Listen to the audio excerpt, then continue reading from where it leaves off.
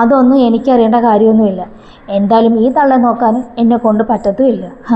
ചില്ലറ ദ്രോഹമൊന്നുമല്ല ഈ തള്ള എന്നോട് ചെയ്തിരിക്കുന്നത്. കല്യാണം കഴിഞ്ഞ എൻ്റെ പിറ്റേന്ന് മുതൽ തുടങ്ങിയതാണ് ഈ തള്ള എന്നോട് ദ്രോഹം ചെയ്യാനായിട്ട്.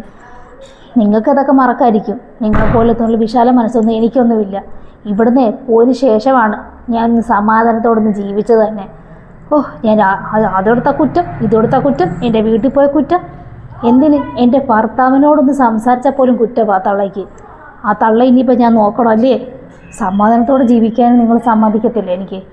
ഞാൻ പറഞ്ഞല്ലോ, നിങ്ങളെപ്പോലെ സഹിച്ചും ക്ഷമിച്ചും ജീവിക്കാനൊന്നും എന്നെ കിട്ടത്തില്ല. അപ്പോഴാണ് തള്ളയെ നോക്കുന്ന കാര്യം പറഞ്ഞ് വിളിച്ചിരിക്കുന്നത്. അതൊക്കെ ശരിയാണ് എന്നും പറഞ്ഞുകൊണ്ട് ഇപ്പോഴാണോ നിനക്ക് പ്രതികാരം കാണിക്കുന്നത്? ഇപ്പോൾ അവർക്ക് ഒന്നിനും വയ്യാത്തൊരവസ്ഥയിൽ കിടക്കുന്നവരാണ്. അവരിപ്പം നമ്മളിട്ട് ദ്രോഹിച്ചിട്ട് കാര്യമൊന്നുമില്ല. അതൊക്കെ പോട്ടെ, അതൊക്കെ മറക്കുക നമുക്ക്. ഇപ്പോൾ ഞാൻ പറഞ്ഞ കരുതി വല്ല നടക്കുമോ? എനിക്ക് ഈ 3 മാസം ഉമ്മയെ നോക്കാൻ പറ്റുമോ? നീ മറ്റൊന്നും മനസ്സിൽ ഉമ്മയെ വെക്കാതെ. അത് ഉമ്മക്ക് തന്നെ അത് ഓർമ്മയില്ലാത്തൊരു കാലഘട്ടമാണ്.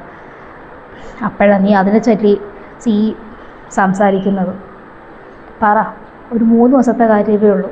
അപ്പോഴത്തേക്ക് ഞങ്ങളിങ്ങ് വരും. അതുവരെ നീ ഉമ്മയെ നോക്കിയാൽ മതി.